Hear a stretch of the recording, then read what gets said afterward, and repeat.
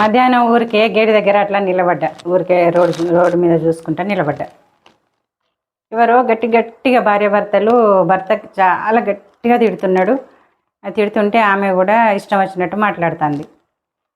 ఇక ఆఖరికి ఆయన అన్నాడు, ఏం ఒరుతనవే కుక్కలాగా ఒరక్ అన్నాడు. అంటే అక్కడనే కుక్క ఉన్నది, అటు ఆడ పండుకొని ఉన్నది.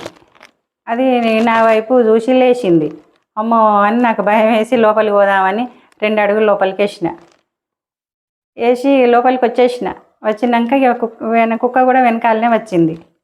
ఇక వచ్చి కాదమ్మా ఆమె వాళ్ళు గట్ల ఎందుకంటారని చెప్పుంటే, మేము ఎప్పుడన్నా మనుషులని అంటామా?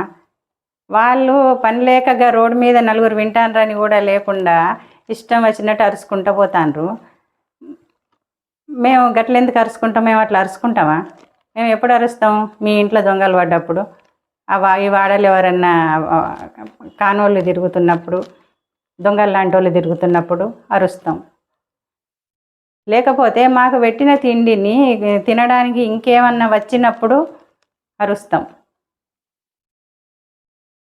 ఈ వీధిలో ఎవరన్నా చావు మూడినప్పుడు, వాళ్ళకు ఇక రోజులు దగ్గర పడ్డప్పుడు మాకు యమదూతలు కనబడతారు. మేము అప్పుడు అరుస్తాం, అరవం ఇంకేడుస్తాం.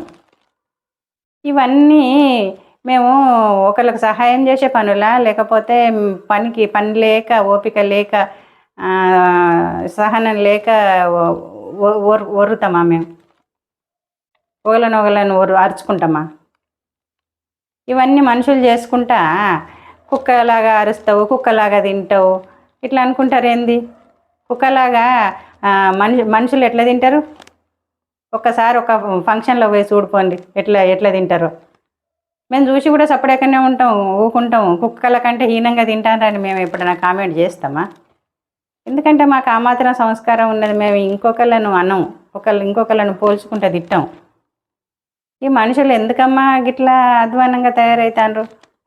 అన్ని లోపాలు వాళ్ళల్లో పెట్టుకుంటారు, ఇంకొకళ్ళను అంటారు మాటలు. మాకైతే ప్రాణం కాదా? మాకైతే మనసులు నొచ్చుకోవా? ఏందో అమ్మా, ఇక ఈ మనుషులకి ఎన్నడూ తెలుస్తుందో ఏమో. ఇక మీరేమనుకోకుండ్రమ్మా, నాకు ఎందుకో బాధ అనిపించి అన్నది కుక్క. మరి మీరేమంటారు? నిజమేనా?